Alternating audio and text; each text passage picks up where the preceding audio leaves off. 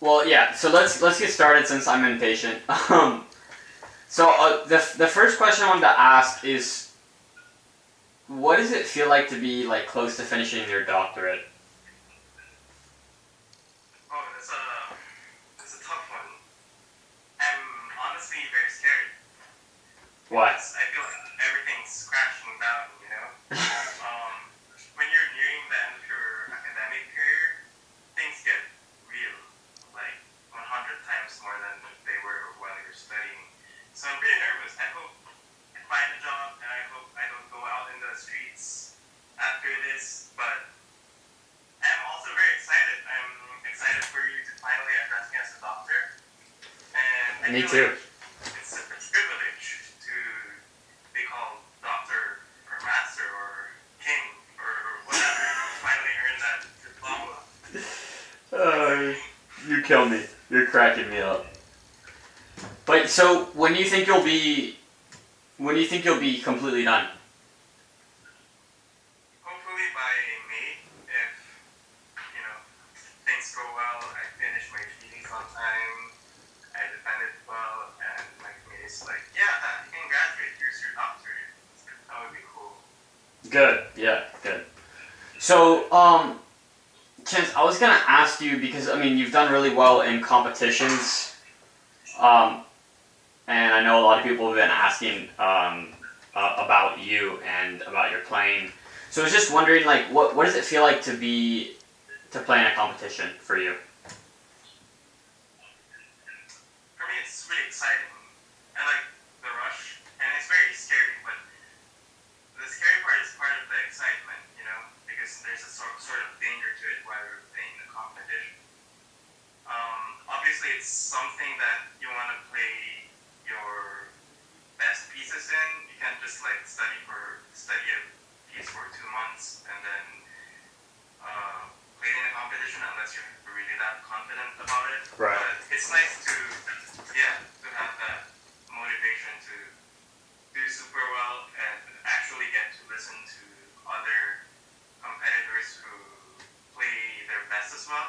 Mm-hmm. And most importantly, get feedback from the jury who, are mostly really great musicians themselves.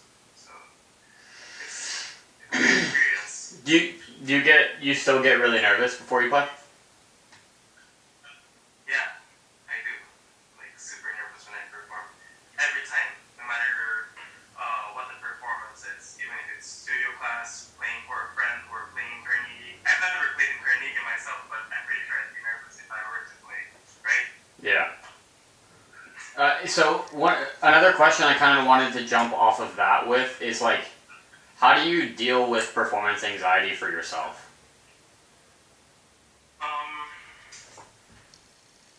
That's another hard question because the thing is, I'm always anxious. So by the time I play performance, I've already kind of gotten used to the anxiety, which is weird because it's kind of like contradictory concepts. One practical advice is to eat banana. It calms the nerves. Don't eat too much and no caffeine as well. Mm. And make sure. And for me, my secret before playing in any performance is to just really slow practice. Look at the score, but mostly slow practice, like a few hours. Don't run through the whole piece, The day of your performance, you've already done the work. You've already practiced 800 to 1,000 hours a day. Don't need to run it through. It's just gonna go out. Just trust yourself. Right. You know what I mean? Yeah. So it's about next question I kind of wanted to ask you is, like, would you rather play in a big competition or just give a solo recital? Again, that's another hard question. I cannot say if one is better than the other. But right. I know if like winning in a competition is it's such a fulfilling feeling. I know that people like to compete for the experience or whatever, but it's nice to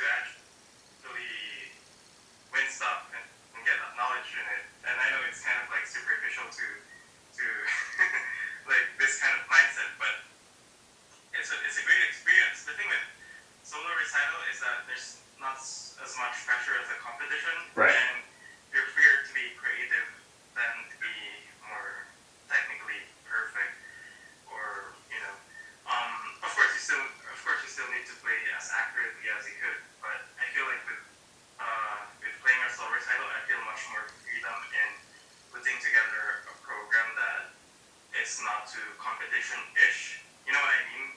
Like, let's say you could play pieces that aren't very standard, or pieces that they don't really expect you to play in a competition setting, but you're passionate about. Right. Yeah. Yeah. So it's like it's just a different feel. Is what you're saying? Yeah. Yeah. And also, like, in terms of performances, for me, it really depends on the sort of audience I'm playing for. I really enjoy playing in a solo recital to an audience that's very appreciative. They don't have to be the most educated, musically inclined people, Right. but as long as they enjoy the music, and then if you perform out there, you can actually feel when they enjoy it, and it Right. improves your performance if you could feel that they're actually listening and you enjoy it, and then you do things that you haven't done before in a practice room as you perform.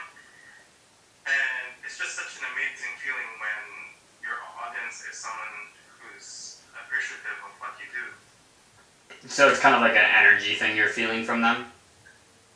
Yeah, Yeah. definitely. I was gonna say, congrats on everything, man. I mean, I listened to I was there at your solo recital and I was blown away. It was amazing. Thank you so much. Yeah, no, I really was really impressive. I was wondering, like, what music are you working on now? Right now I'm working on my treatise. Right. So I'm mainly focusing on the music of Pianist. He's a composer from North Carolina. He's still alive, and his music is based on the folk song, scenery, and art of his native home in North Carolina. And the piece I'm currently working on right now is titled Wildflowers. So basically, it's a set of miniatures, and each miniature is based on a certain wildflower, and they all have scientific I mean, names. So, what would you say, like, what composer do you find most rewarding to play?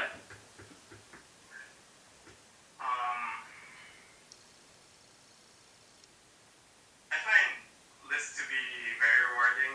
Right. And Rachmaninoff, most of the and people in the late Romantic and 20th century composers, they're very rewarding, especially composers that I have kind of like natural, I'd say natural affinity to. But Yeah, because it seems like Beethoven is so scary to play, you know, in public, so because scared. it's so exposed. I think Liszt is exposed too, but it's covered in a different way, in the romantic sort of way. Exactly. Yeah. I once played Mephisto Waltz in my undergrad, and then this part where it has octave leaps, and I got overexcited. I really got overexcited, so I probably missed like, I don't know, 30%, 40% of it. But it didn't matter because like at the end I have this like boom ending, and then people are still so happy about it. I even got a standing ovation in the intermission, even though my playing before wasn't good. But the ending redeemed my playing. So that's the sort of hit that I like playing. You know what I mean? Yeah. Well, it gives you an ability to be a human and make mistakes, right? I know. So All humans make mistakes. I make a lot of them. So, Chance, I was gonna ask you because I know a lot of people look up to your playing. I was gonna ask you what kind of advice would you give somebody who's young and like wants to study music seriously in school?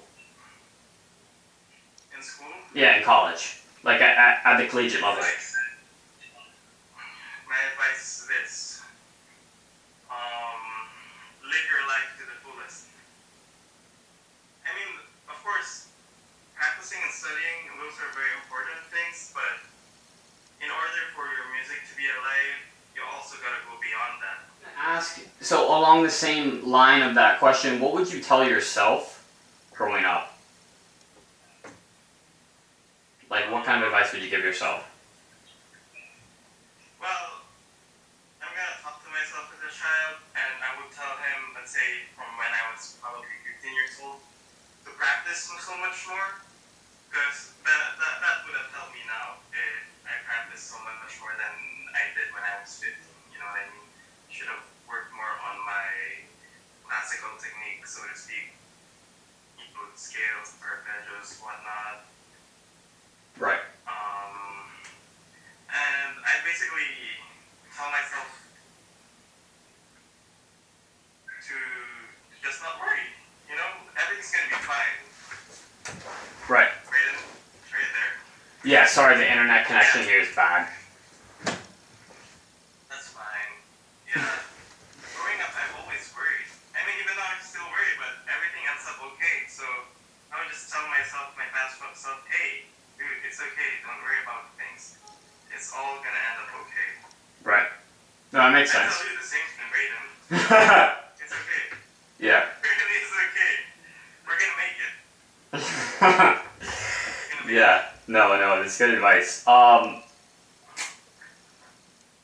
So, anyway, Chance, dude, thanks so much. Thank you so much. Thank you so much. Yeah, good to have you. I got the time left. All right. You have a good night, man. Thank you again.